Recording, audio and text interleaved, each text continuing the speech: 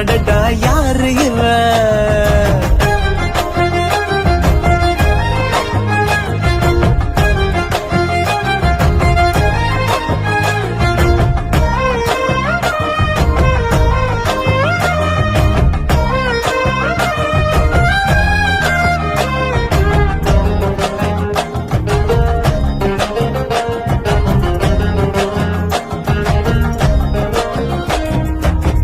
நில ஒன்று தரையில் வந்து நடக்குது எதிரில் நின்று எனக்குன்னு பிறந்தவதா என்று